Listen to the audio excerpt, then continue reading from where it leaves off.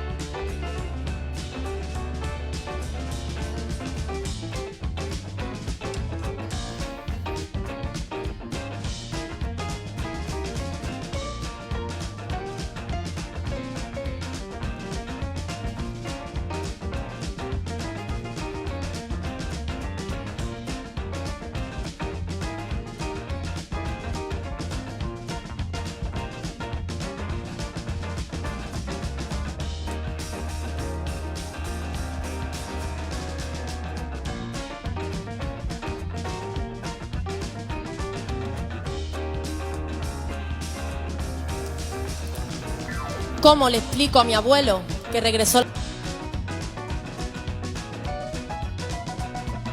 la sinrazón? ¿Cómo le cuento?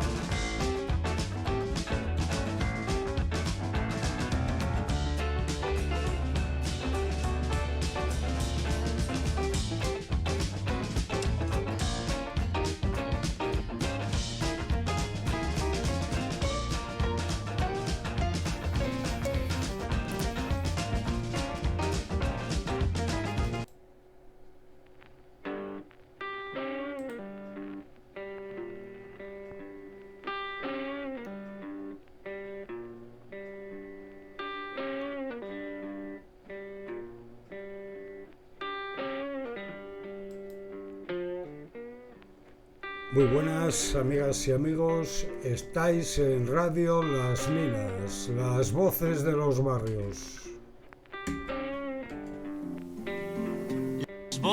Las voces de los barrios.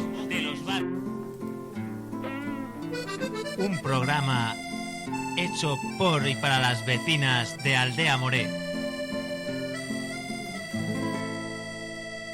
¿Cuántas ciudades caben en una ciudad? ¿Cuántas fronteras se atraviesan tienes tú que atravesar? Invisibles como el aire, de cemento o hechas de lenguaje. ¿Cuántas ciudades caben en una ciudad? ¿Cuántas fronteras se atraviesan? Las voces de los barrios.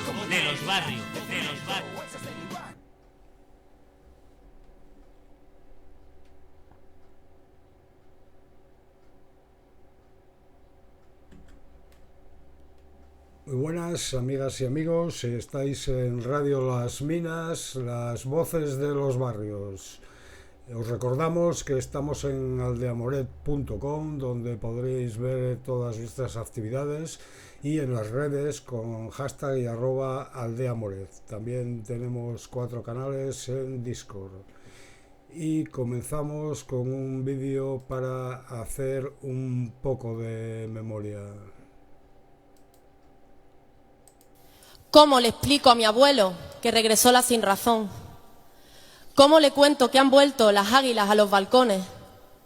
Que todo aquello por lo que luchó durante años ahora está en tela de juicio. Dime, ¿cómo le explico? ¿Cómo le explico al abuelo que hoy vivimos sin memoria? Él que lleva tanto tiempo batallando contra el olvido, condenado a la orfandad, a la humillación y a la pobreza. Y ahora, ¿cómo le explico que esté resurgiendo el fascismo? ¿Cómo le digo al abuelo que después de tanto afán, que tras 30 años levantándose a las 5 de la mañana para ser explotado en las fábricas y tras tanta huelga y lucha por las condiciones dignas, ahora tal vez todo eso esté cayendo en saco roto? Que tengo un contrato basura después de estudiar un máster, que tal vez mis hijas no tengan becas para formarse. ¿Cómo le explico al abuelo que no voy a jubilarme y que si lo hago tendré que ahorrar yo para mi pensión? ¿Cómo le miro a la cara después de que me contara que destruyeron su infancia, que devastaron sus ganas? ¿Cómo le digo al abuelo que ahora, como si nada, les están dando voz en la tele y se presentan a elecciones? Que están sembrando en las mentes el discurso del odio, que vienen cargados de inquina por las libertades que tras mucho tiempo y esfuerzo hemos conseguido. ¿Cómo explicarle al abuelo que aún no está superado? ¿Cómo le digo que tengo miedo de que todo haya sido en vano? Que después de tanto tiempo de periodo democrático el lastre no se ha acabado todavía, que el país se ha cimentado sobre una historia de mentiras, mal contada y manchada de sangre, que tiene que seguir aguantando con ya 84 años los homenajes y fiestas a los asesinos de su padre, al que nunca supo en qué tumba dejarle flores, con quien todavía sueña que un día aparece entre la tierra, tras años de batalla y búsqueda, el abuelo aún espera. Y ahora, ¿cómo le explico que hay total impunidad a la apología del genocidio? Que están volviendo los mismos, que vienen a aniquilar la ley de memoria histórica, a arrinconar las fosas, a llamarlo carca, buscahuesos y desfasado. ¿Cómo le digo que puede que este lugar en realidad no haya cambiado tanto como soñábamos? Pero yo al abuelo no tengo que explicarle nada, porque él mira la tele y llora, porque él mira la tele y no entiende, impotente, porque tal vez tiene miedo de despedirse de esta vida con los ojos cansados de no haber mirado jamás a la justicia. Pero abuelo, no te preocupes, que seguiremos luchando, que mientras corra la sangre por estas venas, no me callo, que tenemos corazón, a la verdad y al amor de nuestro lado, la republicana al balcón y seguiremos amando. Abuelo, no te preocupes, que aunque siempre hayamos perdido, abuelo, no te preocupes, que como dijo Machado, humanamente ganamos. Gracias.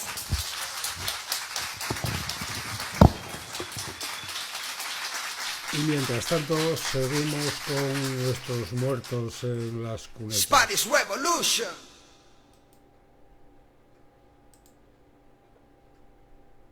Con la bandera de España cuando se manifiestan contra, por ejemplo, el matrimonio homosexual o contra los derechos y libertades de las mujeres a decidir, son los que quieren dar a entender que España es una y que España es grande y que España es libre. Son esos mismos que hace 80 años dieron, ellos sí que dieron un golpe de Estado, ellos sí que fusilaron, que metieron en la cárcel, que reprimieron, que asesinaron teniendo la maravillosa medalla de ser el segundo país con mayor número de muertos y desaparecidos en el genocidio que supuso un golpe de Estado a la democracia durante la República. Porque han conseguido, gracias a la construcción del relato, que incluso nosotros hablemos de guerra civil, de bandos, de guerra entre hermanos, cuando no es verdad. Cuando había un régimen democrático, un gobierno legítimo republicano que estaba avalado por los votos de la ciudadanía española republicana, y que esta gente, como no sabe hacer las cosas de otra manera y no supo asumir la derrota por la manera democrática, tuvo que acabar con ella a través de las armas y del genocidio, de la persecución y del silencio. Hace 40 años intentaron engañar otra vez de nuevo a un país contándole otra de sus historias, otro de sus relatos, el de la transición. Ese que decía que la sociedad española iba a pasar página y que en base a un pacto de silencio todos íbamos a mirar hacia adelante. Otra de las mentiras del fascismo y del franquismo instalado en las instituciones, que vuelve a construir los relatos para que nadie les pueda cuestionar. Hoy vemos, comprobamos, que esa falsa transición era de cartón piedra, que se ha construido gracias a tener en silencio, como siempre y silenciada, a una mayoría social de este país que por desgracia todavía en gran parte sigue en cunetas de las que todavía no hemos podido sacar a todos los represaliados por el franquismo y por el fascismo de este país, y eso a día de hoy es una vergüenza. Un país no puede llamarse democrático cuando tiene muertos en sus cunetas recientes. Un país no puede llamarse democrático cuando todavía no ha sido capaz de anular los juicios que tuvieron lugar durante una dictadura sin ningún tipo de garantía y sin ningún tipo de respeto a los derechos humanos. Y un país no puede llamarse democrático cuando en el año 2018 tiene a presos políticos, tiene exiliados por cuestiones ideológicas y, en definitiva, además está intentando construir continuamente relatos que etiqueten al enemigo. ¿Al enemigo de qué? ¿Al enemigo de quién? Al enemigo del nacionalismo totalitario español. Todo lo que vaya en contra de la línea nacionalista española se considera su enemigo. Lo hicieron con los hermanos y hermanas de Euskal Herria.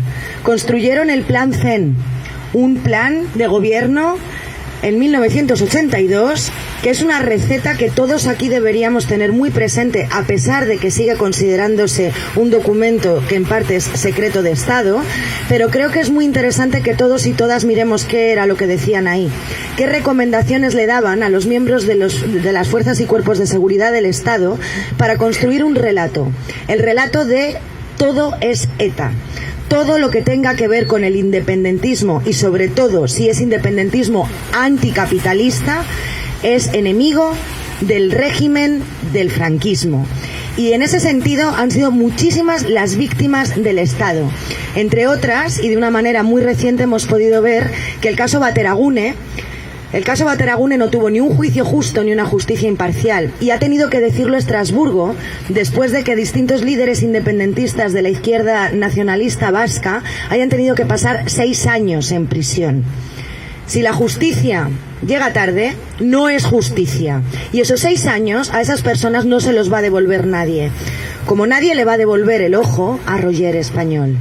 Como nadie nos va a devolver las noches sin dormir de Nati y todos los agobios que están pasando tantísimas personas por la angustia que les está suponiendo que, siendo víctimas encima, se les cuestione a ellos. Porque esa es la manera y el modus operandi que tiene este régimen de dividir al pueblo, generando enemigos entre nosotros, contando mentiras. Mentiras como dar a entender que el 1 de octubre aquí no hubo violencia por parte de las fuerzas y cuerpos de seguridad del Estado. Ahora ya vamos viendo que van a ser más de 100 los agentes que van a tener que pasar por delante de un juez a dar explicaciones. Y estamos viendo su cobardía, dicho sea de paso, porque no han sido capaces de reconocer la realidad, porque están intentando encubrirse entre ellos, demostrando que todo es una farsa y que todo es una mentira. Esos policías que, en lugar de velar por la convivencia pacífica y la seguridad ciudadana, se están encargando, algunos de ellos, a utilizar perfiles falsos en redes sociales para amenazar, para perseguir y para difamar a distintas personas públicas o no tan públicas, pero para generar miedo y para generar sobre todo confusión en la población. Mayoritariamente en la población en Cataluña, que efectivamente hay una parte de la población en Cataluña que no está entendiendo absolutamente nada de lo que ocurre en sus propias calles, y esto es grave, porque luego algunos se llenan la boca en el Parlamento de Cataluña con el chicle del Prusés y con el Matrix. El Matrix es el que están creando ellos a través de los medios de comunicación que están al servicio del régimen, que son precisamente sus cómplices, los de Arrimadas, los de Albert Rivera, los del fascismo de Vox.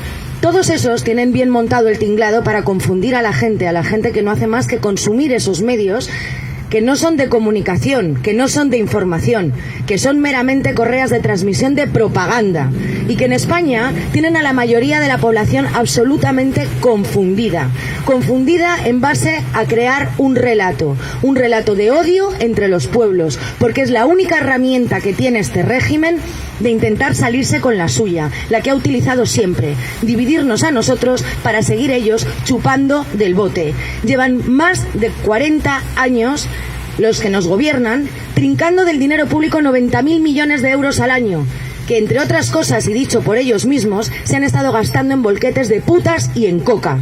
Mientras tanto han estado cerrando plantas de hospitales, han estado cerrando escuelas, y cuando una sociedad con cultura democrática bastante más elevada que la media, entre otras cosas gracias a los medios de comunicación como la Televisión Pública de Cataluña, que está muy por encima de la media de los demás medios de comunicación públicos en España, gracias a una red de escuelas públicas en Cataluña que se han encargado de educar a ciudadanos y no a súbditos, precisamente en Cataluña pasa que la población se levanta, que la población quiere decidir, que la población quiere votar y quiere tomar decisiones.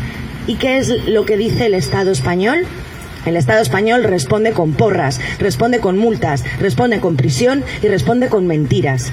Porque el 1 de octubre aquí no vinieron a pegar solamente a los independentistas. El 1 de octubre aquí también vinieron a pegar a los que votaron que no querían independizarse.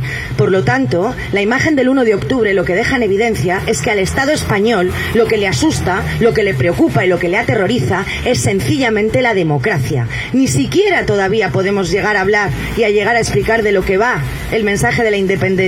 Un mensaje que en España bien deberían entender, que de lo que se está hablando aquí es de una independencia sobre todo estructural, no de poner barreras, no de cortar territorios, una independencia de las clases populares que están hartas de que las roben, de que las mientan, de que las manipulen y de que las persigan y las repriman con miedo, con multas, con prisión y con violencia como la que está padeciendo Roger Español hoy aquí y otra tantísima gente que todavía no se ha curado de las lesiones físicas y morales que sufrieron desde el 1 de octubre.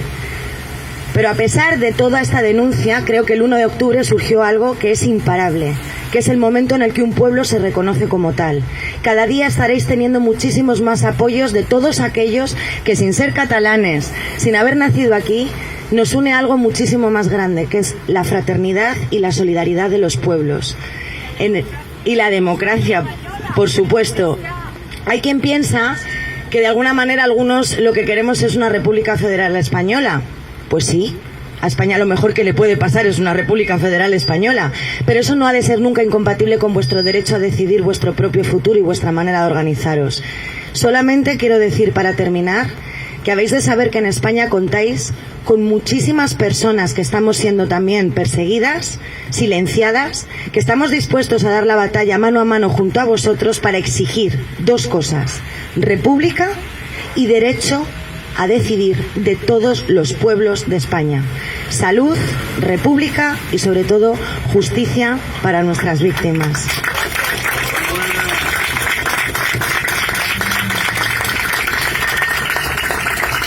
Y Bulldog Pan nos habla sobre la convención de la organización pepera y el nuevo PP.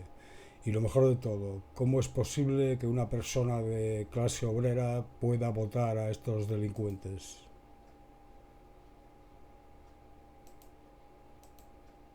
Lo de la convención del PP, y es que de verdad yo sigo sin entender cómo puede haber alguien que no sea multimillonario o sea un ladrón que pueda votar a esta gente. O sea, sinceramente es que es vergonzoso.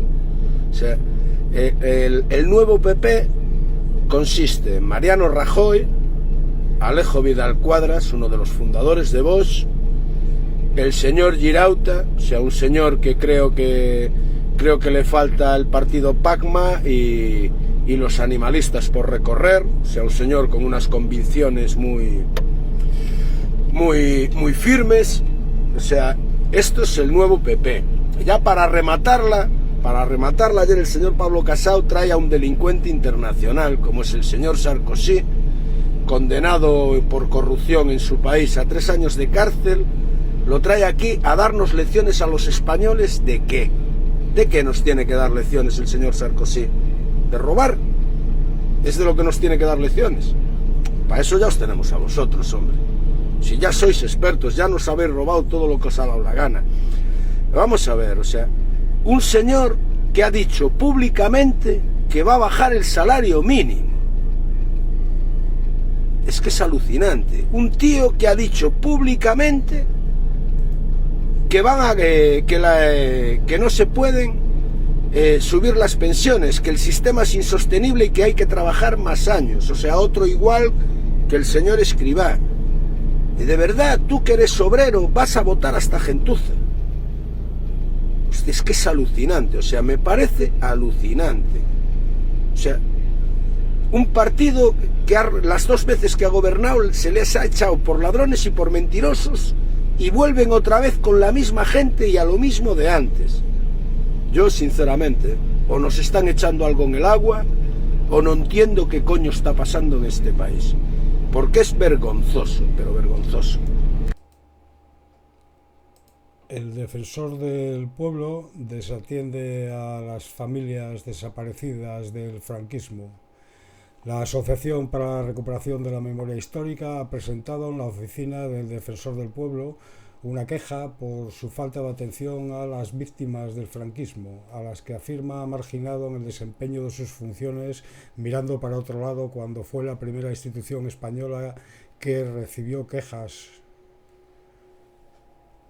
El colectivo recuerda que en el año 2000 se sumó de manera científica la primera fosa común de víctimas del franquismo, y en agosto del 2002 la Asociación para la Recuperación de la Memoria Histórica presentó ante la Oficina del Defensor del Pueblo las fichas de 64 personas desaparecidas en España que fueron detenidas ilegalmente, torturadas, asesinadas y cuyos cadáveres le fueron ocultados a las familias. Los datos, con las más de medio centenar de personas desaparecidas, fueron puestas a disposición del Defensor del Pueblo mediante un formulario del Grupo de Trabajo contra la Desaparición Forzada e Involuntaria del Alto Comisionado de Naciones Unidas para los Derechos Humanos. Sostiene la asociación que al mismo tiempo denuncia que un organismo como el Defensor del Pueblo debería haber articulado un espacio para las víctimas de la dictadura y haber llevado a cabo numerosas actuaciones al respecto desde esa misma fecha. La decisión política que llevó a cabo y se ha mantenido en el tiempo fue dar la espalda a la realidad y negarse a defender los derechos de las familias de miles de desaparecidos forzados, víctimas del peor crimen que se puede cometer contra un ser humano, sostienen en la asociación. Ese mismo año, en 2002, la Asociación para la Recuperación de la Memoria Histórica explica que presentó ante el Grupo de Trabajo contra la Desaparición Forzada e Involuntaria del Alto Comisionado para los Derechos Humanos de la ONU los mismos 64 casos e hicieron que por primera vez el caso español apareciera recogido en su informe anual. Pero continúan denunciando que aquel llamamiento a la oficina del Defensor del Pueblo tampoco supuso ninguna actuación al respecto. Un organismo que debe velar por el cumplimiento de los derechos humanos ha seguido mirando hacia otra parte con el paso de los años. 2 años después, en 2014, el proceso abierto ante la ONU por la Asociación para la Recuperación de la Memoria Histórica, años antes se convirtió en la visita del Grupo de Trabajo contra la Desaparición Forzada e Involuntaria de la ONU en defensa de la memoria histórica, y 6 meses después llegó el relator especial para la verdad, la justicia y la reparación y las garantías de no repetición. Entrevistas con la Oficina Defensor del Pueblo, y eso no cambió el silencio negacionista de la institución española con respecto a los crímenes de la dictadura franquista y sus consecuencias. En este sentido, la Asociación para la Recuperación de la Memoria Histórica sostiene que la institución ha seguido hasta hoy mismo mirando para otro lado. La Oficina del Defensor del Pueblo cuenta con unos grupos sociales a los que presta especial atención, pero entre ellos no está el numeroso grupo de familiares de los 114.226 desaparecidos por la represión franquista. El presidente de la Asociación para la Recuperación de la Memoria Histórica, Emilio Silva, explica que uno de los informes de la ONU de 2014 señalaban de manera crítica el modo en que en España se elige al defensor del pueblo, restringido a las mayorías parlamentarias y no con el voto de organizaciones sociales y otros colectivos que operan en el ámbito de los derechos humanos, algo que lo haría más independiente. Y concluye: le pedimos al defensor del pueblo una explicación acerca de ese terrible silencio de una institución que debe velar por los derechos humanos, que ofrezca una disculpa pública por el abandono en el que han mantenido a las víctimas del franquismo y que tome actuaciones con carácter de urgencia para terminar con décadas de silencio, viendo cómo las familias deambulan por las cunetas en busca de sus seres queridos, sin ser atendidas por organismos estatales.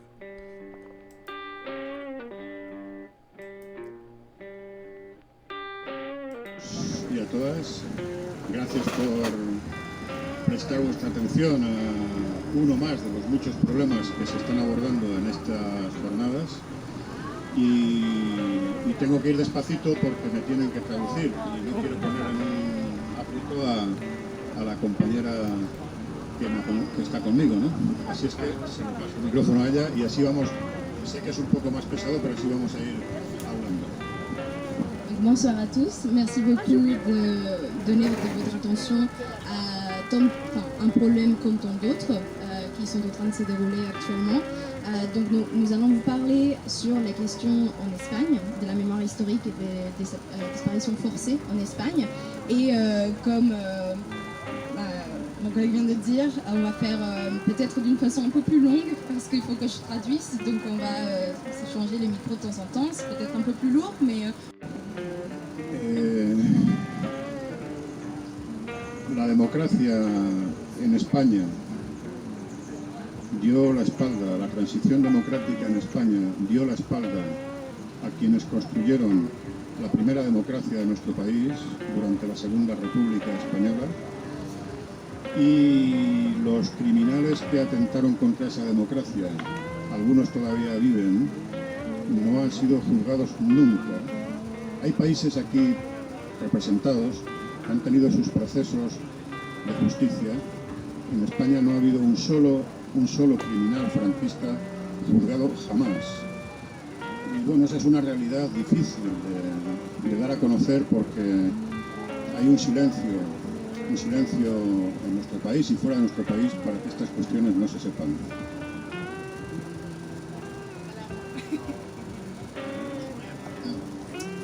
Desde lesa humanidad fue un genocidio y ninguna de esas figuras que califican lo que sucedió en España, ninguna de esas figuras está en el apartado de aplicación de las leyes penales en nuestro país. Ninguna de esas figuras está recogida en ninguna ley y por lo tanto la impunidad sigue adelante, los criminales siguen sin pagar su crimen. Nuestra labor aquí está siendo, desde el año 2000, rescatar de las fosas comunes los cuerpos de los desaparecidos para que sus familias puedan rendirle el justo merecimiento que tienen. Depuis l'année 2000, l'Association pour la récupération de la mémoire historique a comme mission de retrouver et exhumer à travers des procédures.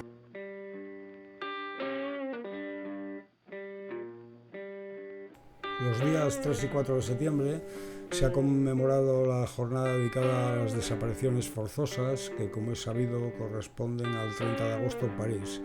En ellas han participado colectivos memorialistas de derechos humanos de diferentes países que sufrieron o siguen sufriendo esta terrible lacra. En esta ocasión fueron invitados por parte de los organizadores a participar para compartir y explicar el desconocido caso de España. En este marco, la Asociación para la Recuperación de la Memoria Histórica tuvo el honor de poder dar a conocer la realidad que es existente en el sur de Europa y responder a las muchas preguntas que los representantes de otras organizaciones. Allí el encuentro fue muy interesante por cuanto manifiesta la realidad que siguen.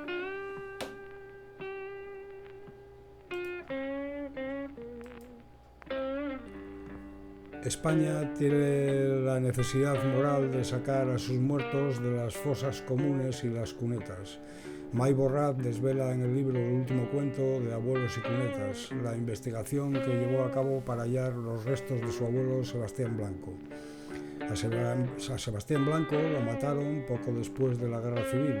En su momento, su muerte constó oficialmente como suicidio, aunque la familia, que conocía bien sus ganas de vivir, sabía con certeza que eso no era posible. Su cuerpo, como el de muchos otros, quedó en el olvido y no ha sido hasta 80 años más tarde que su nieta, la escritora May Borrat, ha dado con su paradero. En casa nunca creímos en la versión oficial. Demasiados misterios rodeaban la muerte de mi abuelo y yo simplemente quise ponerles fin. Para ello, realizó una investigación que le ha llevado 5 años y que ha plasmado en el libro El último cuento de Abuelos y Cunetas, un trabajo cuyos beneficios se destinarán íntegramente a la Asociación para la Recuperación de la Memoria Histórica, entidad con la que ha colaborado estrechamente durante este tiempo.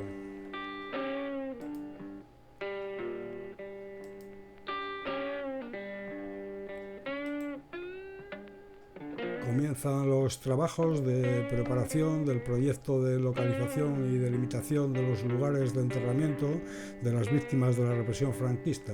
En el Departamento 4 del Cementerio de San Juan de Badajoz, primera fase, promovidos por la Asociación para la Recuperación de la Memoria Histórica de Extremadura. Se trata de un proyecto técnico, arqueológico y multidisciplinar que ha promovido la Asociación para la Recuperación de la Memoria Histórica de Extremadura en este cementerio de Badajoz, que nunca antes había sido investigado de forma científica. Subvenciones por el Ministerio de la Presidencia, Relaciones con las Cortes y Memoria Democrática, dentro de la convocatoria del 2020 de subvenciones destinadas a actividades relacionadas por la recuperación de la memoria democrática y las víctimas de la guerra civil y la dictadura.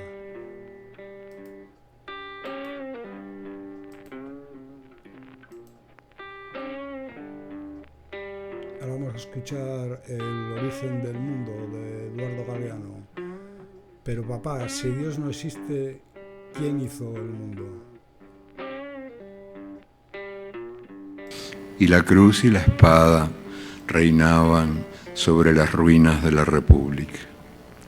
Uno de los vencidos, un obrero anarquista, recién salido de la cárcel, buscaba trabajo. En vano revolvía cielo y tierra. No había trabajo para un rojo. Todos le ponían mala cara, se encogían de hombros, le daban la espalda. Con nadie se entendía, nadie lo escuchaba. El vino era el único amigo que le quedaba.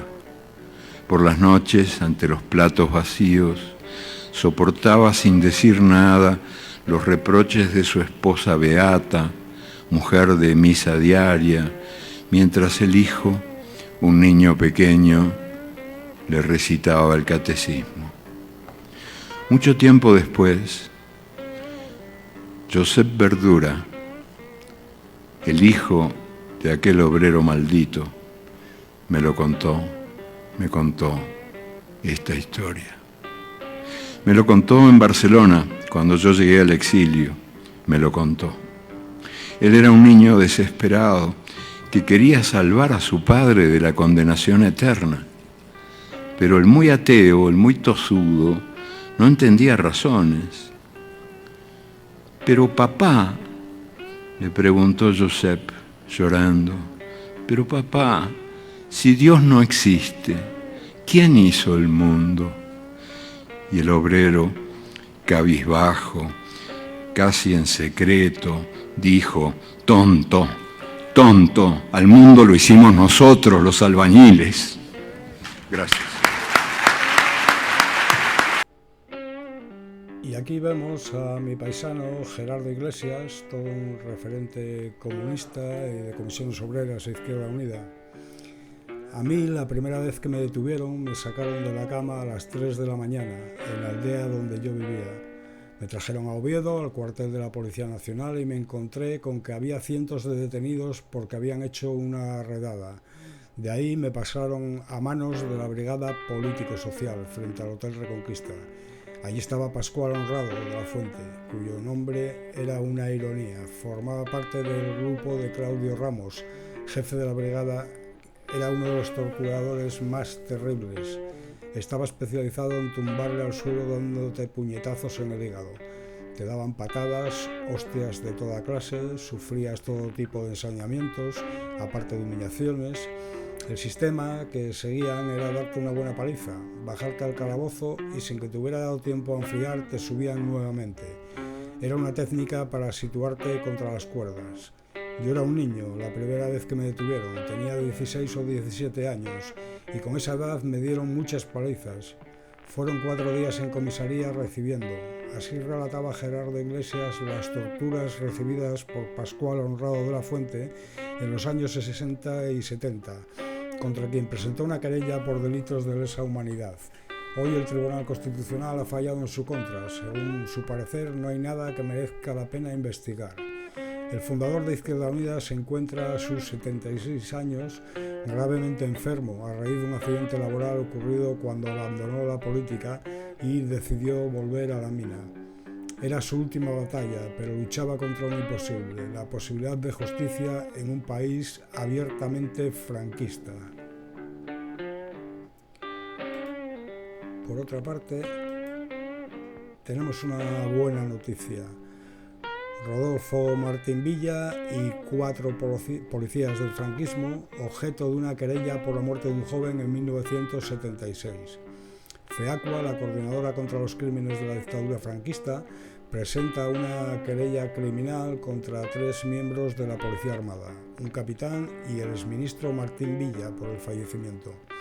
Martín Villa se licenció como ingeniero en 1962, cuando los títulos universitarios eran un lujo al alcance de muy pocos, y ya entonces era el jefe del sindicato de estudiantes universitarios, el falangista SEU, inspirado por José Antonio Primo de Rivera a imagen y semejanza del modelo fascista italiano.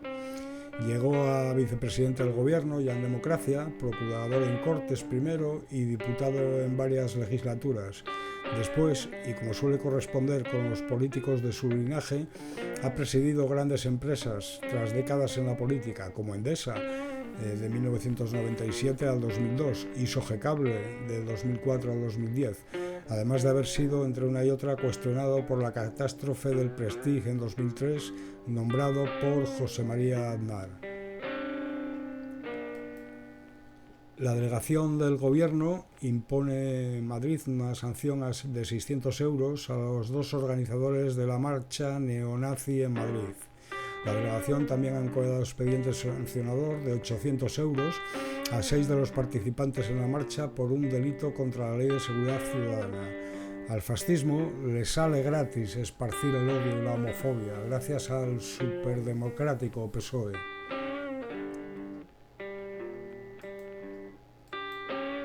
Y mientras a los nazis se le dan todas las facilidades para expresar su odio y homofobia, la Audiencia Nacional ha ordenado el cierre de la revista Sortu, Calera Info, y de la página web calera.eus, dirigida por el colectivo de presos de ETA, que por exaltación del terrorismo. Así lo han dado a conocer este miércoles pasado los miembros de la formación Aymar Altuna y Ollana Garmendia, quienes han denunciado que esta decisión arremete contra la actividad comunicativa de un partido y atenta contra los derechos fundamentales, entre ellos el de informar. La izquierda abertzale ya ha recurrido esta decisión usando como excusa el enaltecimiento del terrorismo. La Audiencia Nacional tiene abierto un sumario contra miembros de Sortu entre otros los propios Altuna y Garmendia, que criminaliza el trabajo a favor de los presos políticos y la asistencia de los mismos. Para Sortu, con esta decisión, el Estado profundo arremete contra la actividad comunicativa de un partido político y atenta contra los derechos fundamentales como el de informar. A ello han añadido que atenta contra la convivencia que queremos construir en este país, lo cual no tiene nada de democrático. Garmendia ha explicado a la revista de la web de Sortu, son una herramienta para informar a los presos de cuestiones judiciales que le atañen, ofrecerles información de interés para su recorrido penitenciario e informarles de las movilizaciones que se convocan en apoyo del colectivo. Mientras tanto, los poderes públicos siguen haciendo todo lo posible por recortar nuestros derechos y no dudan en hacer acusaciones infundadas, como en el caso de Alberto Rodríguez, persecución ideológica y amedrentar la protesta. ¿Alberto Rodríguez? Pero creo que el miedo y la tristeza de la gente que nos está viendo tiene que ver porque lo que se está poniendo aquí en tela de juicio es el derecho a reunión y a manifestación en nuestro país. Enero de 2014 se convoca una manifestación en Tenerife contra la Ley Wert, a la cual acude Alberto Rodríguez. A mitad del recorrido se produce una carga policial contra las personas que se encontraban frente a la catedral. Unos meses después de la manifestación, Alberto recibe una llamada. Su nombre y su DNI figuraban en la causa como un detenido más. Supuestamente había propinado una patada a un policía. ¿Es esto posible? Primero, él se encontraba a cientos de metros de la zona de la catedral donde se produjeron los enfrentamientos. En los vídeos presentados como prueba en el juicio, se evidencia con claridad que Alberto Rodríguez no estaba allí en ese momento, más aún teniendo en cuenta sus inconfundibles características físicas: 2 metros de altura, rastas. Segundo, él no tuvo comunicación alguna por parte de la policía, no fue detenido y ni siquiera llegaron a solicitarle el DNI. Y tercero, el relato policial está cargado de incoherencias e inconsistencia, y la única prueba que hay es el testimonio del policía. Por si fuera poco, el proceso judicial quedó paralizado durante años por motivos desconocidos, causando perjurio sobre él. La calidad de la justicia recibida es de dudosa fiabilidad. Considero cercenado mi derecho a la tutela judicial efectiva por haber pasado 8 años, que no han sido 8 años inocuos. Esto ha sido un calvario que se ha recrudecido a raíz de que soy cargo público. Como hemos visto, la causa se reactiva 7 años después, cuando casualmente Alberto Rodríguez es diputado en el Congreso por Unidas Podemos. En el último juicio celebrado, el agente supuestamente agredido por Alberto Rodríguez declara que no le reconoció ningún médico forense, que por la noche ya no tenía nada en la zona del impacto y ha negado haber necesitado 5 días para recuperarse.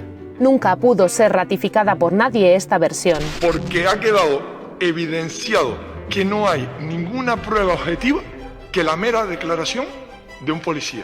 Entonces, la conclusión que sacará mucha gente que no está viendo es clara, que basta solo con la palabra de un policía, contra toda evidencia de los vídeos, de las declaraciones de sus propios superiores, incluso de las contradicciones en su propia misma declaración. Si la gente siente que voy a ir a una manifestación y si tengo mala suerte, voy a acabar inmerso en un calvario, pues mucha gente dirá, pues mejor no voy.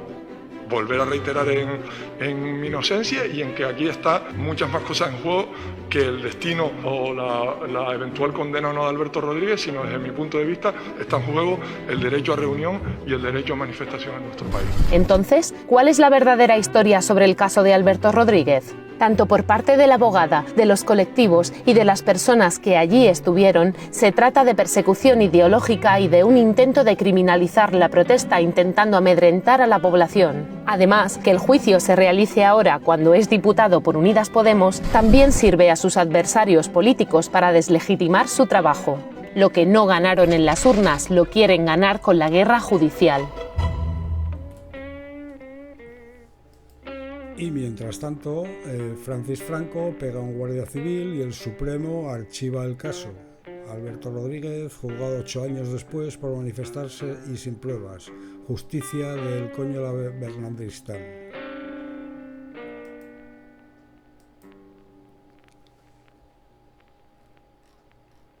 PP y Vox registran propuestas para tumbar en el Congreso el recorte de beneficios a las empresas eléctricas. En plena escalada de la subida del precio de la luz, el Partido Popular y Vox han registrado cada uno una propuesta para paralizar el proyecto de ley aprobado por el gobierno de Pedro Sánchez en el Congreso y que busca poner coto a los beneficios económicos extraordinarios de las empresas suministradoras de electricidad. La propuesta de un gobierno de coalición conformado por PSOE y Unidas Podemos busca recortar la retribución que reciben algunas centrales nucleares por el coste de derechos de emisión de CO2 y que usan las empresas eléctricas para compensar el pago de dichos derechos de emisión. Las centrales de este tipo suponen el 80% de la potencia instalada y es por ello que las grandes empresas hidroeléctricas amenazan al gobierno con cerrarlas si no se echaban atrás. Ahora, tanto el PP como Vox buscan enfrentarse a esta propuesta presentando por separado enmiendas a la totalidad y que, si no sucede nada fuera de lo normal, serían debatidas en el Congreso y obligarán al Gobierno a buscar apoyos para conseguir que no se aprueben. Por un lado, el partido liderado por Pablo Casado ha registrado una enmienda a la totalidad con un texto alternativo a la propuesta del Gobierno, pero que cambia del todo el sentido de la misma, ya que introduce un conjunto de propuestas planteadas por el PP con el supuesto objetivo de abaratar la factura de la luz. En concreto, el Partido Conservador ha propuesto el traspaso a los presupuestos generales del Estado de los costes fijos de la factura, la suspensión definitiva del impuesto a la generación, la rebaja permanente del IVA y el aumento de los ingresos en el sistema eléctrico por la mayor recaudación de los derechos de CO2, entre otras. Unas medidas que buscan abaratar la factura de la luz, pero beneficiando a las empresas eléctricas, lo que comportaría una merma para los ingresos públicos. En la enmienda a la totalidad de Vox, paralelamente, el partido de extrema derecha no ha planteado ninguna alternativa, sino poner fin al proyecto de ley presentado por el Gobierno. En la motivación de la propuesta, Vox considera una confiscación de beneficios por parte del Gobierno y argumenta que recortar los beneficios de las eléctricas provocaría un cese anticipado de la actividad en el caso de las nucleares y a la quiebra de muchas de las centrales hidroeléctricas. Esta hipotética consecuencia se parece sospechosamente a las amenazas vertidas por las eléctricas acerca de apagar las centrales nucleares en caso de que la medida del Gobierno prospere. Sin embargo, no ha quedado ahí. El partido liderado por Santiago Abascal defiende a estas grandes empresas y al comunicado donde vertieron amenazas veladas alertando de la inviabilidad económica y financiera de sus centrales nucleares en caso de que se recortaran estos beneficios por el recorte de beneficios, asegurando que las nucleares no están amenazando al gobierno, sino que están pidiendo socorro para poder seguir operando. La propuesta del Gobierno, agosto ha sido un mes que ha desencadenado diversos picos en la subida de la luz, que han subido más de un 35% en un solo año, lo que ha abierto un nuevo frente en el panorama político y diversas críticas al Gobierno. Después de varias presiones de sus socios, Pedro Sánchez ha abordado la cuestión con varias propuestas. La primera ha sido el decreto ley aprobado la semana pasada que aborda beneficios extraordinarios de estas centrales por el elevado coste del gas natural. Más tarde ha propuesto el proyecto de ley al que PP y Vox se intenta oponer. Así el Gobierno busca sacar de la factura de la luz los costes fijos y por los cuales las eléctricas se embolsan varios beneficios extraordinarios. Además, estas medidas se tramitarán por la vía de urgencia, lo que implicaría reducir los plazos de tramitación a la mitad para que sea votado lo antes posible. No obstante, todo parece indicar que estas propuestas serían aprobadas y que las enmiendas de la derecha y de la extrema derecha no saldrán adelante. Está claro a quien defiende la derechona, mientras el presidente de Iberdrola gana más de 12,2 millones al año.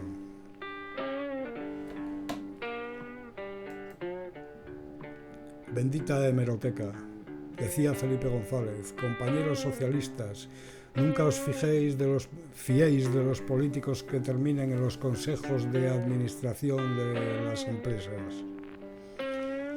De aquellos polvos vienen estos lodos.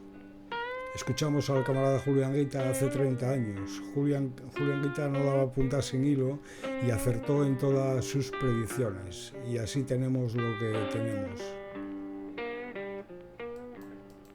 Una empresa del Estado, productora de electricidad, que ha tenido beneficios de 47.000 millones de pesetas.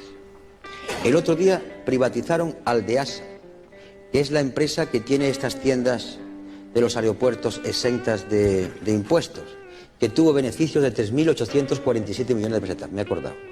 La corporación argentaria, como digo en los mítines, esas señoritas vestidas de amarillo, tan alegres, es un banco del Estado, se está privatizando.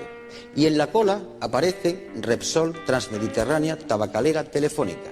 Y aquí la curiosidad, se están privatizando poco, que ya ha empezado el proceso, precisamente las empresas que producen beneficios, no las que tienen pérdida. Y además es lógico, ¿qué capital privado va a comprar una empresa del Estado que tenga pérdidas? Luego, en el Partido Socialista se ha apuntado el proceso, pero el hombre responsable máximo es don Felipe González, pero el cerebro, don Carlos Solchaga, le voy a contar unas declaraciones de hace año y medio. Yo leo a don Carlos Solchaga y don Felipe González, y además los leo y los reflexiono, porque hay que leer a los demás. Dijo, el Estado del futuro será un Estado que tenga 3 competencias en exclusiva. La política exterior, es decir, la diplomacia y el ejército. El orden público, o si quieren ustedes, la seguridad del Estado, fuerzas y cuerpos de seguridad del Estado y los tribunales. El resto irá en un creciente proceso de ir desapareciendo. Pero no es que don Carlos Solchaga, como digo tantas veces, sea un malvado, no.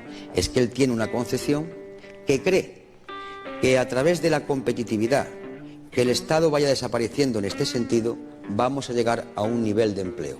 No es cierto. Luego, el Partido Popular es mucho más exigente. El señor Aznar ha dicho que privatizaría la segunda cadena de televisión. Pero es que la política que estamos viendo en el PSOE es que ha iniciado ese camino.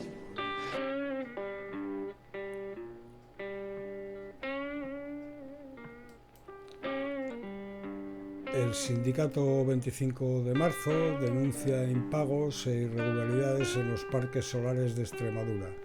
Tras diversos piquetes informativos, el sindicato 25 de marzo alerta sobre la situación del personal trabajador en los parques solares en construcción en Solana de los Barros y Arroyo de San Serván. Ha hecho públicas las denuncias que les hacen llegar a los trabajadores de los parques solares en construcción de Solana de los Barros y Arroyo de San Serván. En Solana de los Barros han estado sin puntos de sombra hasta finales de agosto y las horas extras se pagan como ordinarias. Algo que también sucede en Arroyo de San Serván, donde además los trabajadores de una de las empresas subcontratadas a fecha de 17 de septiembre seguían sin cobrar la nómina en el mes de agosto. Seguirán con los piquetes informativos en los parques solares en construcción de la región y afirman que estas informaciones confirman que tras el modelo de transición energética que se está poniendo en marcha se esconde una elevada precariedad para la clase trabajadora y escasos beneficios para la población extremeña. Ante las irregularidades, el sindicato reclama que se prohíba trabajar por las tardes en la época de altas temperaturas y se dote a las plantas de zonas de sombra, que se impida la subcontratación en cadena por ser un nicho de oportunistas que dejan colgados a los trabajadores y trabajadoras y que se apruebe y entre en vigor un convenio colectivo específico para este sector que agrupó a cientos de personas en Extremadura. La transición energética, aseguran, debe ser justa para las personas que viven en el territorio, si no, es otra estafa más. Fallece un vecino, Gasteiz, al que el Servicio Vasco de Salud se negó a operar por no tener domicilio. En julio de 2019 le desahuciaron de la vivienda donde residía con su madre en la calle Cuchillería de la capital alavesa por impago del crédito hipotecario. El fallecido denunció en mayo que Osakidetza le requería un entorno adecuado para pasar el posoperatorio de un cambio de válvula cardíaca. Si no tienes casa, ya te puedes morir. El artículo 47 de la Constitución reconoce el derecho a disfrutar de una vivienda digna y adecuada, pero no le asigna carácter de derecho fundamental vinculante, sino de principio rector para los poderes públicos, quienes promoverán las condiciones necesarias y establecerán las normas pertinentes para hacerlo efectivo. El artículo 47 no se encuentra en el capítulo primero de la Constitución, el cual está consagrado a los derechos fundamentales y las libertades públicas, sino en el capítulo tercero, que trata de los principios rectores de la política social y económica. Como consecuencia, el artículo 47 no cuenta con las garantías procesales sustantivas. La carencia de garantías sustantivas implica que las restricciones a este derecho no están reguladas obligatoriamente por una ley específica, y la falta de garantías procesales supone que no está amparado por los apartados 1 y 2 del artículo 53 de la Carta Magna. Esto implica que no se trata de un derecho que vincule a todos los poderes públicos para su cumplimiento. Además, no habilita, en caso de incumplimiento, para que la persona afectada pueda ampararse ante el Tribunal Constitucional. La cuestión es clave para analizar y buscar soluciones a la grave crisis residencial provocada por el estallido de la burbuja inmobiliaria y sus terribles efectos sociales. Más de 650.000 desahucios en la última década, a razón de 180 diarios, y 65.000 anuales. La situación se ha complicado por el fuerte aumento del precio de los alquileres, sobre todo en las grandes ciudades, cuando el arrendamiento se había convertido en una alternativa para la población que carecía de recursos para asumir la compra de una vivienda. De hecho, según los datos oficiales trimestrales sobre el efecto de la crisis en los órganos judiciales, la proporción de desahucios por impagos del alquiler ha ido creciendo hasta rondar el 66%, 2/3 del total, y ellos sin contar los desahucios silenciosos que se producen en la práctica cuando no se renuevan contratos por no poder asumir las subidas de arrendamiento. La gente está siendo desahuciada de sus hogares, incluidas familias con menores o personas mayores, sin que desde las instituciones públicas se le provea de alternativas habitacionales, incluidas familias con menores que desde las instituciones públicas tampoco le proveen de estas alternativas. El derecho a la vivienda está respaldado claramente por el derecho internacional. La Declaración Universal de Derechos Humanos garantiza a cada persona, en su artículo 25.1, el derecho a un nivel de vida adecuado, que le asegure, así como a su familia, la salud y el bienestar, y en especial la alimentación, el vestido, la vivienda, la asistencia médica y los servicios sociales necesarios. Y el Pacto Internacional de Derechos Económicos, Sociales y Culturales lo ratifica en su artículo 11.1 al reconocer el derecho de toda persona a un nivel de vida adecuado para sí y su familia, incluidas alimentación, vestido, vivienda y una mejora continua de las condiciones de existencia. Los Estados partes que forman parte tomarán medidas apropiadas para asegurar la efectividad de este derecho. En el ámbito europeo, la Carta de Derechos Fundamentales de la Unión Europea en el año 2000 señala en su artículo 34.3 que con el fin de combatir la exclusión social y la pobreza, la Unión reconoce y respeta el derecho a una ayuda social y a una ayuda de vivienda para garantizar la existencia digna de todos aquellos que no dispongan de recursos suficientes, según las modalidades establecidas por el derecho comunitario y las legislaciones y prácticas nacionales. Ya antes, la Directiva 93/13 de la Comunidad Europea del 5 de abril del 93 sobre cláusulas abusivas había asegurado una fuerte protección a la ciudadanía comunitaria en el ámbito inmobiliario, que sirvió de referencia al Tribunal de Justicia de la Unión Europea para considerar el derecho a una vivienda digna como derecho básico para la dignidad de las personas. Entre 2008 y el primer trimestre de 2015 se iniciaron 598.747 procesos de ejecución hipotecaria.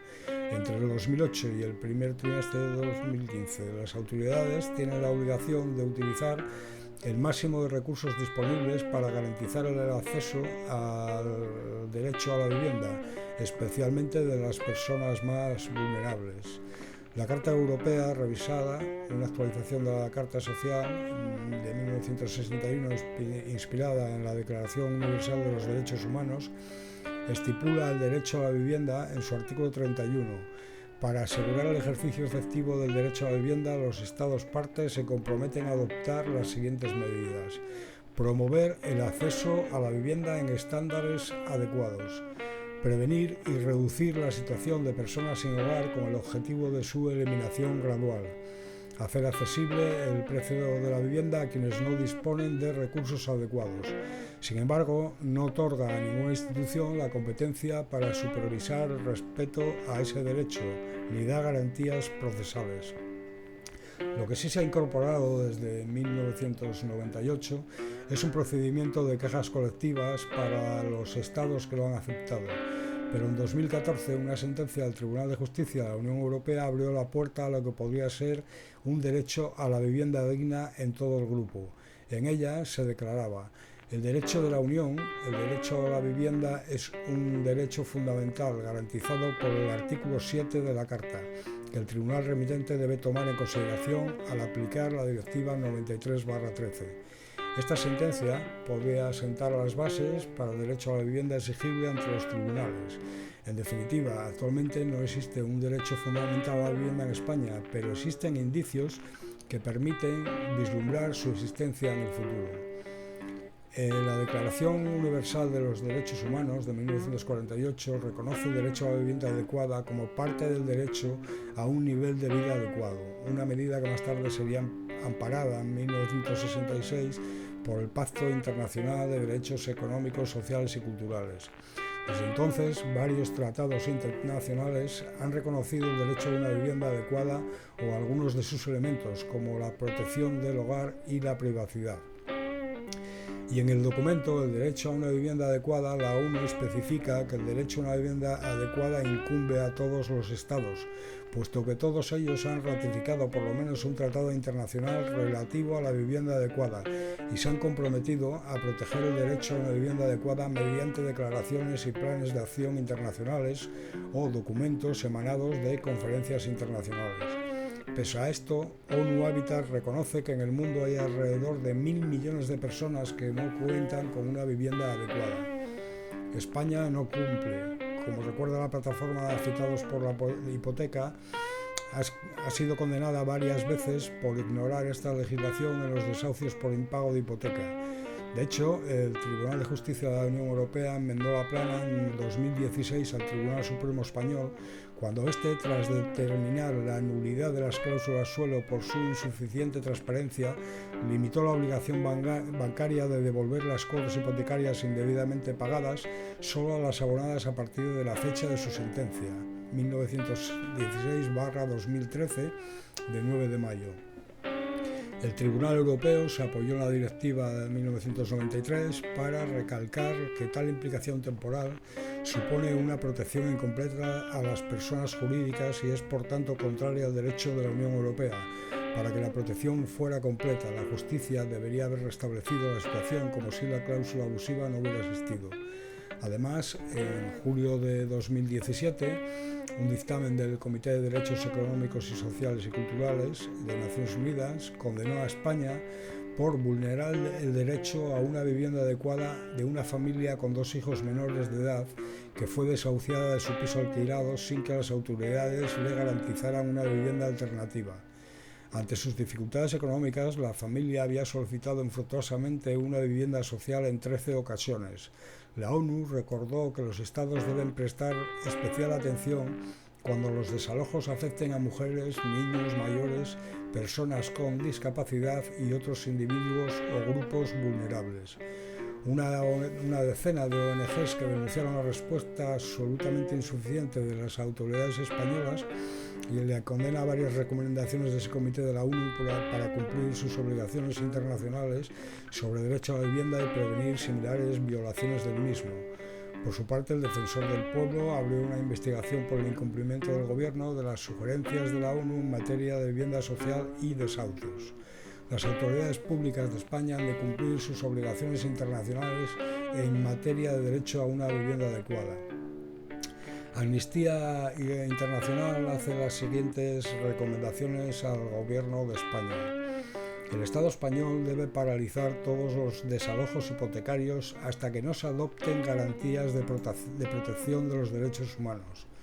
Modificar la ley de enjuiciamiento civil para que los jueces puedan evaluar caso por caso y dar proporcionalidad y razonabilidad al desalojo hipotecario. Establecer un mecanismo preceptivo que supervise la negociación entre bancos y familias antes de iniciarse la ejecución hipotecaria de viviendas habituales, a fin de garantizar que se respeta el principio de igualdad de armas y que el desalojo es realmente el último recurso una vez que se han estudiado todas las alternativas posibles. Presentar un proyecto de ley sobre el derecho a vivienda basado en las normas internacionales de derechos humanos y modificar el artículo 53 de la Constitución para reforzar las garantías de protección al derecho a la vivienda. Adoptar todas las medidas a su disposición para que la Sareb esté obligada a utilizar su parque de viviendas vacías con plazos concretos y así garantizar el acceso a la vivienda de tantas personas como sea posible. Las autoridades autonómicas deben adoptar las siguientes medidas: emplear todos los recursos disponibles para conseguir la realización progresiva del derecho a la vivienda y abstenerse de adoptar medidas deliberadamente regresivas que son contrarias al derecho internacional de los derechos humanos. Elaborar un censo actualizado de viviendas vacías y analizar la disponibilidad de viviendas vacías, propiedad privada, como posible recurso para hacer efectivo el derecho a la vivienda. Adoptar legislación sobre el derecho a la vivienda que sea acorde al derecho internacional de los derechos humanos y realizar evaluaciones del impacto de políticas de vivienda sobre los derechos humanos en consulta con las personas afectadas y las organizaciones de la sociedad civil. Dice José Luis Salgado en el diario.es que los desahucios son una lacra y una vergüenza que tenemos que asumir como sociedad. Parece que es algo que ya no hace falta argumentar. La vivienda es una necesidad básica de las personas, de aquí o de China. Aunque aquí tenemos asumida una cultura de la propiedad de la vivienda propia que nos ha llevado hasta donde estamos ahora, el goteo de desahucios que no cesa desde que comenzó la crisis. La supuesta recuperación que nos venden desde los partidos mayoritarios no parece que haya llegado a todas esas familias que hayan perdido o estén a punto de hacerlo su vivienda habitual. Y ahora el Parlamento Vasco se va a aprobar una ley de vivienda que recoge el derecho a tener un hogar como un derecho subjetivo, algo que han conseguido que los partidos de derecha tan afectos a los intereses de las entidades bancarias y de las constructoras se suban por las paredes. Argumentan PP y PNV que la ley es inviable económicamente y que ya existen mecanismos como la pensión complementaria de vivienda que ya cubren esa necesidad para quienes disponen de ingresos bajos. Desde el PNV nos advierten que esta consideración de la vivienda como derecho subjetivo va a desencadenar un efecto llamada que llevará a los barrios de Euskadi de gente proveniente de otros países y territorios.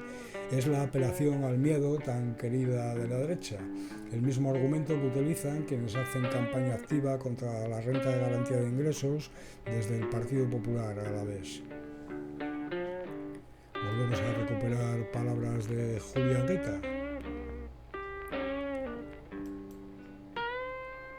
Ante la manos de... ¿No cree que este papá Estado que da esa renta básica, que si no pagas la hipoteca te dice quédate hasta que encuentres trabajo, puede provocar que estemos subvencionados, ¿no? Como el ejemplo de Andalucía, que lleva tantos años gobernando la izquierda y quizás se vive un poco de la subvención? Vamos a ver.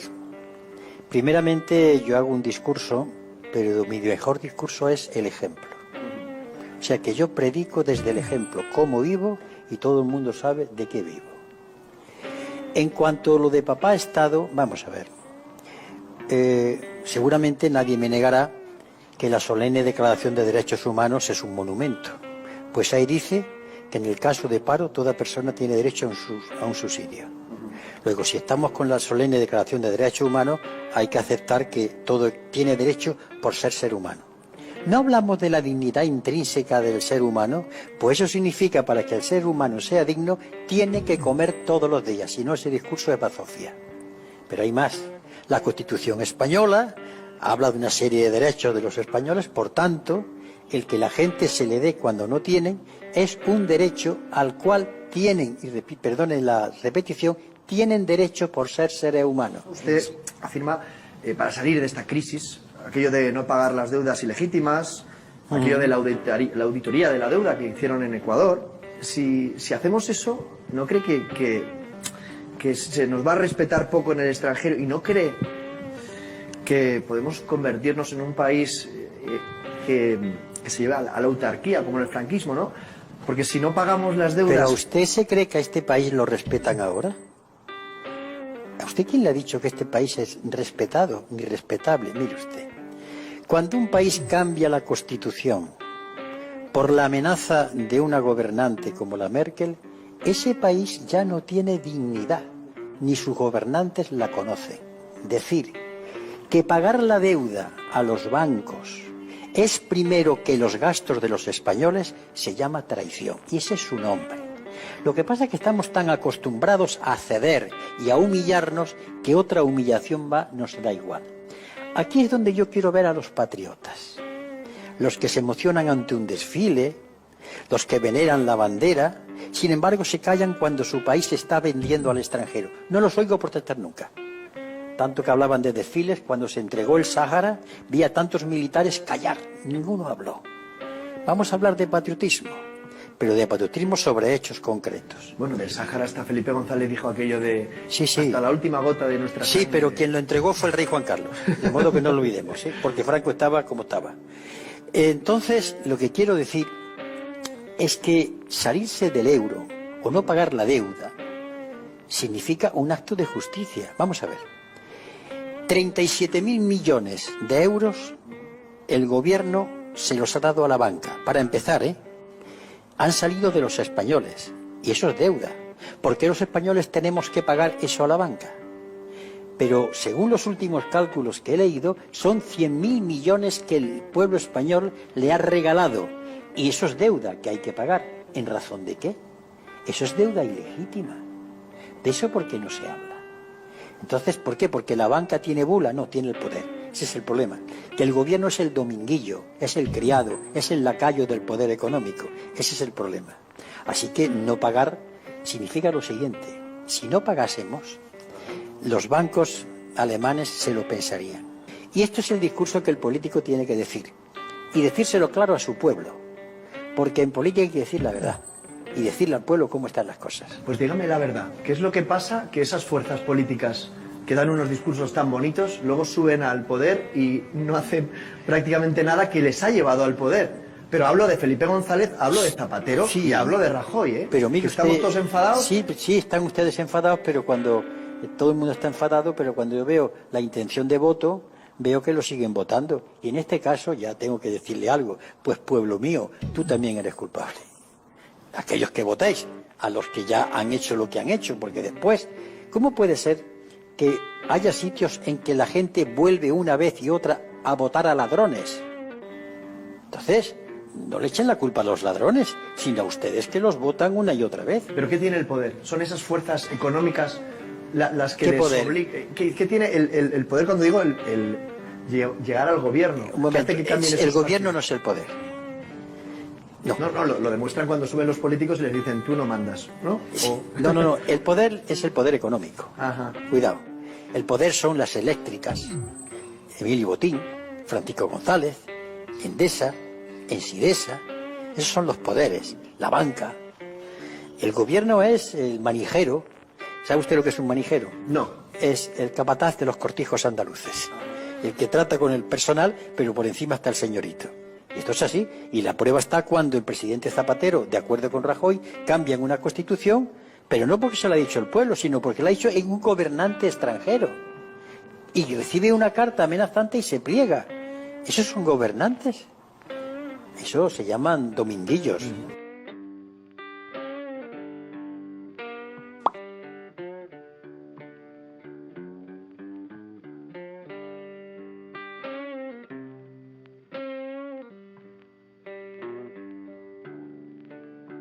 Para conseguir unas pensiones dignas y sostenibles. Bueno, y también una auditoría pública de la seguridad social. Efectivamente. Que luego dicen que no se puede.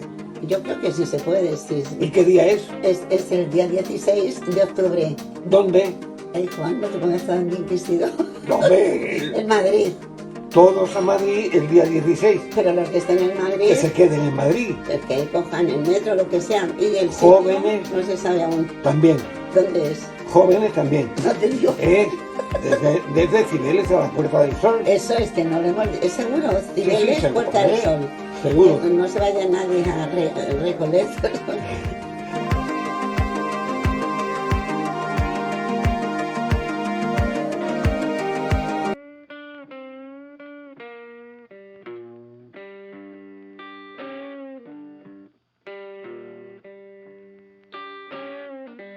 porque ellas han luchado mucho, han avanzado mucho, peleas, ¿no?, que hoy nos parecen pequeñas, como los anticonceptivos, como abrir una cuenta bancaria, como un montón de cosas, lo han hecho ellas por nosotras y nosotras ahora tenemos que continuar. Ellas sabían perfectamente que la libertad no es eso que dicen algunas personas, poder vivir en una gran ciudad, en una gran urbe, en la que lo importante es que no te cruces con tu exnovio o cosas semejantes. Ellas sabían bien que la libertad es algo muy serio.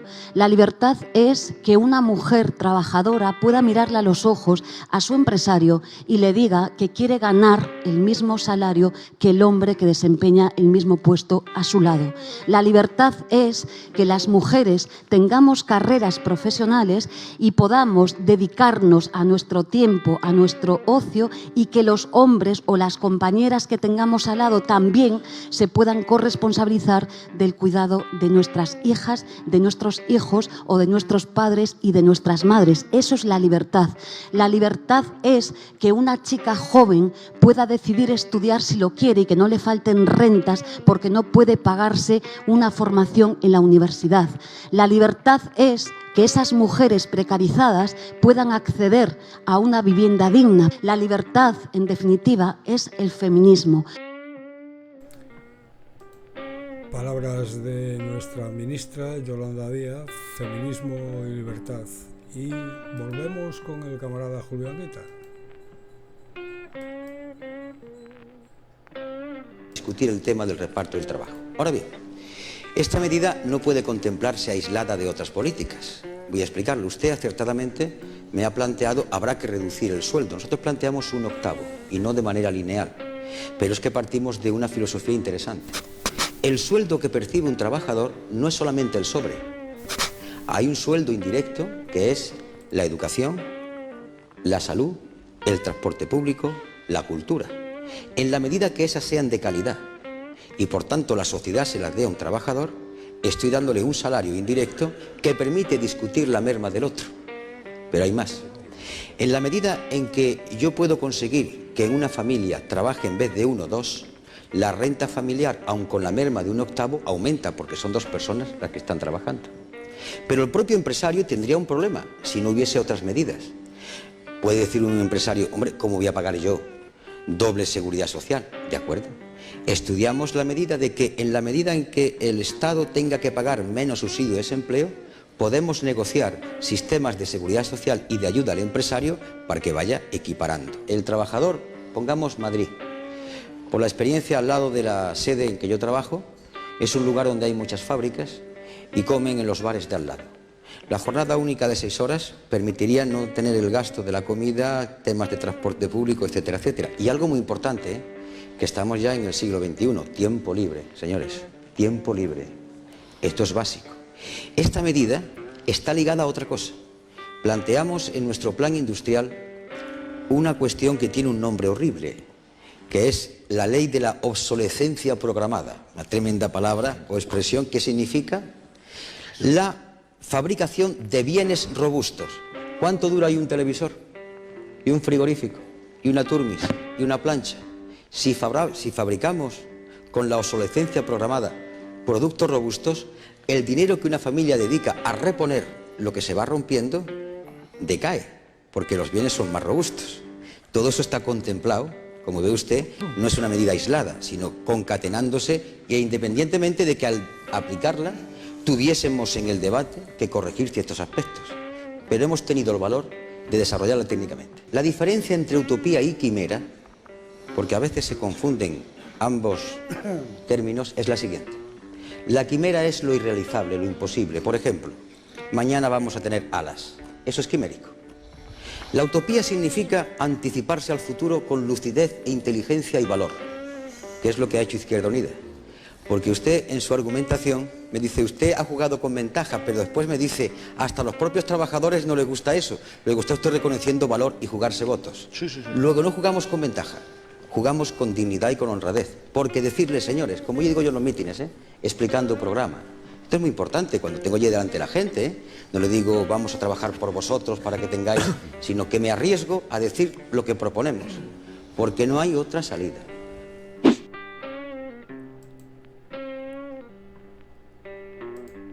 En 1993, Anguita ya ponía sobre la mesa temas que hoy en día aún no se atreve a tratar abiertamente en la clase política. La jornada de 6 horas. Y terminamos con una noticia internacional. Submarinos nucleares cerca de China, contratos millonarios rotos, puñaladas diplomáticas y la geopolítica mundial patas arriba. Estas son solo las primeras consecuencias del AUKUS, el polémico acuerdo entre Estados Unidos, Australia y Reino Unido. Alianzas para armar a terceros países en el contexto de un conflicto no tienen nada de nuevo ni de sorprendente. Sin embargo, el llamado Pacto AUKUS tiene una relevancia especial en este momento de la historia. Envuelto en fuertes polémicas desde su primer minuto de existencia, este acuerdo de cooperación militar entre Estados Unidos, Australia y el Reino Unido no solo es importante por los países que agrupa, sino también y sobre todo por aquellos a los que perjudica.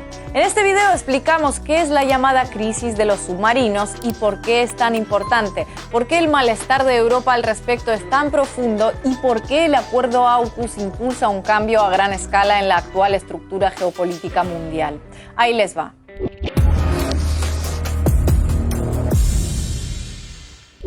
El pasado 15 de septiembre, Estados Unidos, Australia y el Reino Unido sellaron el pacto militar AUKUS, un acuerdo de cooperación en materia de seguridad. La primera medida en el marco de esta alianza será dotar a la Marina Real Australiana de 8 submarinos nucleares para que sean desplegados en la región de Asia-Pacífico. Sobre el papel, la alianza nace para compartir información y asesoramiento mutuo en áreas tan sofisticadas como la inteligencia artificial o la tecnología cuántica y cibernética. Pero en la mera práctica, su función será reforzar la presencia militar de estas 3 potencias occidentales en una de las zonas más conflictivas y codiciadas del planeta, en la que, como es sabido, Estados Unidos y China compiten por un lugar dominante en el tablero internacional.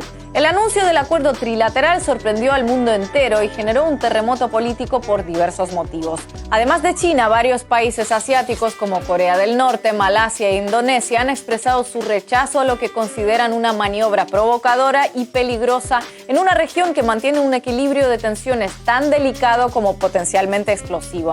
Pekín resumió su postura y la de varias naciones de su entorno al afirmar que este pacto a 3 bandas es irresponsable y terminará socavando a la estabilidad regional e intensificando la carrera armamentista. En términos de política exterior, los 3 países firmantes del pacto AUKUS tienen muy buenos motivos para embarcarse en un proyecto conjunto como este. El interés más obvio es el de Estados Unidos, que incrementa su poder e influencia en las inmediaciones de China, a quien con buen criterio no puede dejar de percibir como una creciente amenaza para su cada vez más cuestionada hegemonía mundial. Por su parte, el Reino Unido sale del relativo aislamiento internacional propiciado por el Brexit y gana una oportunidad de oro para ocupar posiciones relevantes en la nueva correlación de fuerzas internacionales. Y Australia, aunque en la dinámica interna del pacto funciona más bien como un peón local al servicio de los intereses estadounidenses y británicos, también se verá beneficiada de varias maneras. Por un lado, experimenta una mejora radical en su flota militar, alcanzando un nivel armamentístico que ni en sus mejores sueños. Gana peso específico en la región y 2 aliados importantes. Y por otro lado, refuerza su posición frente a China, a la que por cierto le une una reciente historia de hostilidades cruzadas. Hay que recordar que a mediados de 2020, en plena expansión de la pandemia, Australia presionó para que se investigara en China el origen del coronavirus. En respuesta, China impuso aranceles a las importaciones australianas, iniciando una escalada de desencuentros que llega hasta hoy. Aunque el acuerdo AUKUS se presentó en ese tono tan inconfundiblemente washingtoniano, con expresiones del tipo asegurar la paz y la estabilidad de la zona, etc., lo cierto es que viene a añadir nuevas tensiones a una región que lleva décadas acumulando conflictos. Además, el malestar derivado del pacto no se limita al área Indo-Pacífica, sino que ha cruzado el planeta de lado a lado hasta alcanzar a Europa. Pero ya que llegaron hasta aquí y antes de contarles cómo de duro golpeó el asunto a los europeos, no se olviden de suscribirse al canal y activar la campanita. ¿Listo? Pues sigamos. El hecho de que Australia vaya a recibir 8 submarinos nucleares a través de la alianza AUKUS implicó la cancelación de un jugoso contrato que Canberra había firmado años antes con una naviera francesa, por el cual iban a comprar 12 submarinos convencionales por más de $60.000 millones. Ese desplante disparó inmediatamente la tensión entre París y Washington y fue calificado por el ministro de Exteriores francés como una traición y una puñalada por la espalda. Cette décision unilatérale, brutale, imprévisible, ça ressemble beaucoup à ce que faisait M. Trump. ¿Quién lo hubiera imaginado de un socio tan íntegro y considerado y tan atento a las necesidades de sus aliados que no duda en espiarlos si hace falta, seguramente para ver cómo les puede ayudar mejor? En medio de la fuerte polémica, las máximas autoridades de la Unión Europea respaldaron al gobierno galo, acusando también a Estados Unidos de deslealtad. Bien mirado, el enfado por esta venta frustrada de submarinos parece estar enmascarando molestias más graves y profundas en Bruselas, porque no se trata solo del fracaso de esta operación comercial, sino de un hecho menos comentado en los medios, pero diplomáticamente devastador. El pacto del AUKUS empezó a gestarse en la cumbre del G7 en junio pasado. Allí estaban Merkel, Macron y hasta el presidente del Consejo Europeo. Ninguno de ellos se enteró de lo que estaban pactando Estados Unidos, Australia y el Reino Unido. La noticia les cayó encima como un jarro de agua fría 3 meses después. Así, la firma del AUKUS ha puesto de manifiesto, por si quedaba alguna duda, que la principal prioridad de Estados Unidos a día de hoy es contrarrestar el fulgurante crecimiento de China y impedir que Pekín ocupe una posición dominante en el mundo. Y en ese objetivo, Europa francamente importa poco. En el contexto de la Guerra Fría contra la Unión Soviética, Europa sí ocupaba una posición clave como aliada político-militar y como campo de contención geoestratégico. Pero esos días de dorado protagonismo geopolítico parecen estar tocando a su fin. Y algunos, tras varias evidencias, comienzan a darse cuenta y a estar hartos de la situación. La frialdad con que los miembros del AUKUS abortaron el contrato de compra con la naviera francesa y fraguaron su pacto a espaldas de los líderes europeos parece una señal especialmente clara de distanciamiento, de indiferencia y del evidente cambio de prioridades en la diplomacia estadounidense. Un cambio que margina a Europa y la relega a una posición secundaria en el tablero mundial. Ay, ¿no creen que el AUKUS tiene algo de romántico y trágico? Como una infidelidad de Estados Unidos a Europa, su histórica compañera, a la que abandona para marcharse al Pacífico Asiático con un Reino Unido rejuvenecido, de pelo revuelto y recién divorciado de Bruselas, para conquistar juntos un nuevo orden mundial en el que la pobre Europa quedaría arrinconada en la irrelevancia y en la nostalgia del pasado. Perdonen, que me puse romántica. Bueno, mejor volvamos a hablar de submarinos militares. Porque siempre, según expertos en materia militar, que Australia de repente decidiera comprar submarinos nucleares en lugar de los convencionales, sugiere cuál podría ser el verdadero propósito del AUKUS. Por poner solo un par de ejemplos, un submarino propulsado con energía nuclear puede alcanzar unos 20 nudos de velocidad, mientras uno diésel eléctrico alcanzará apenas los 7 nudos. Y mientras un submarino nuclear de clase Virginia, como los que tendrá Australia, puede cargar con hasta 40 misiles Tomahawk y 65 torpedos Harpoon, los submarinos convencionales solo pueden con unos 20 o 30 proyectiles. ¿Entienden a lo que vamos? Para defender sus costas le hubiera resultado perfectamente suficiente una flota de submarinos comunes y corrientes. Los nucleares, en cambio, le permiten adoptar un rol más agresivo en medio del recrudecimiento de los conflictos en toda la zona. La alianza AUKUS, por cierto, no supone una verdadera novedad estratégica en la política exterior estadounidense. Al contrario, se añade a otras iniciativas similares auspiciadas desde la Casa Blanca para fortalecer la presencia norteamericana en Asia-Pacífico y sobre todo contrarrestar el auge de China. Así, desde 2007 existe el Diálogo de Seguridad Cuadrilateral, conocido coloquialmente como Quad, que agrupa a Estados Unidos, Japón, India y Australia y en cuyo marco se celebran cumbres de vez en cuando y se organizan ejercicios militares. Su actividad decayó mucho durante algunos años, pero en 2017, en medio de la escalada de tensión con China, la administración Trump se propuso reactivarlo. No por casualidad, sus miembros se reunieron hace una semana en una cumbre presencial en la Casa Blanca. También opera en la zona otra coalición llamada Five Eyes, 5 ojos, integrada también por Australia, Estados Unidos y el Reino Unido, pero además por Canadá y Nueva Zelanda. Esta organización de la que hablamos en este canal en su momento se dedica fundamentalmente al espionaje y fue creada tras la Segunda Guerra Mundial para monitorear las comunicaciones en la antigua Unión Soviética y del bloque del Este. Más tarde decidió aplicar su capacidad de vigilancia a ciudadanos de todo el mundo, tal como denunció Edward Snowden en 2013, y actualmente despliega su actividad en el área Indo-Pacífica. En suma, la superposición de todos estos acuerdos multinacionales conforma en la práctica una especie de mini OTAN en torno a China, en una clara repetición de la lógica geopolítica estadounidense que dio lugar a la Guerra Fría.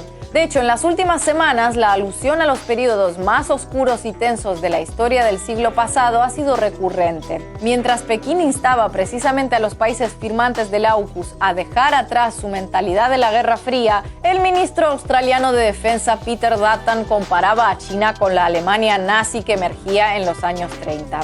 Así las cosas, es evidente que el pacto AUKUS no es ni más ni menos que el próximo capítulo de la intensa campaña hostil que Estados Unidos libra contra China desde hace años. Un enfrentamiento peligroso que las autoridades involucradas deberán manejar con cuidado para que no derive en conflictos abiertamente bélicos. De lo contrario, acabarán propiciando que el nombre del Océano Pacífico se convierta en una de las ironías más crueles de la geografía mundial. Y con esto terminamos. Os deseamos mucha salud y felicidad y nos vemos en breve. Buenas tardes, fijaros, me he parado aquí y os voy a enseñar una cosa.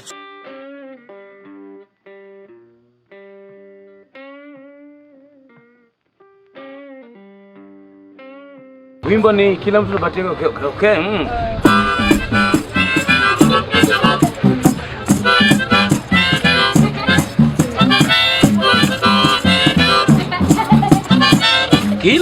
Kila mtu na bahati yake.